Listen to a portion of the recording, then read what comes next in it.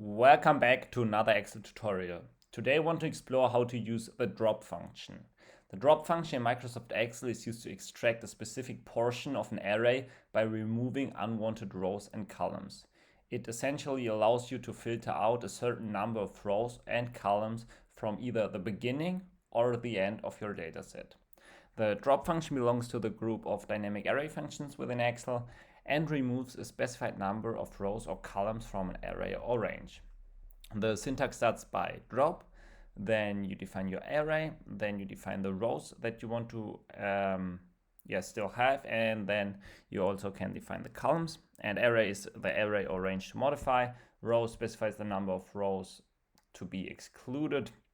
So if you, for example, say 5, then all the rows after 5 will be included and everything before 5 will be excluded. And same goes for columns. So columns specifies the number of columns to be dropped. I would say we just start by an example. So as you can see, we have our data here and we can use the drop function to remove a specific number of rows. So if I want to do it, I of course have to start by an equal sign as always, followed by drop, open parenthesis. I mark the array that I want to perform my calculation on. And then I say, okay, I want to have the first 4 rows removed. So this is first, second, third, fourth, and then it should start with the 5th row, which is row ID 4. So I say, okay, up to row 4, and I don't want to remove any columns for now. I close the parenthesis, I hit enter. And as you can see, the first 4 rows will be removed, and my new set of data will start at row ID 4, which is the 5th row.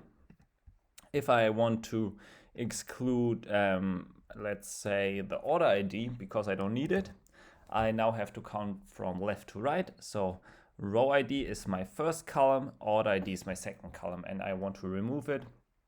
So I want to remove everything until the order ID. I just say 2. I hit enter, and now I'll just get the customer, sales, and quantity. If I just want to remove all the order IDs, I would go, for example, with the filter function, because this function allows you to apply specific criteria and hide unwanted rows or columns, in this case columns. And yeah, so the drop function really is just there to remove columns or rows either from the beginning or from the end of your data set. And yeah, that's basically how you use the drop function. I hope you liked this video. If you did like it, I would appreciate a thumbs up and see you in the next video.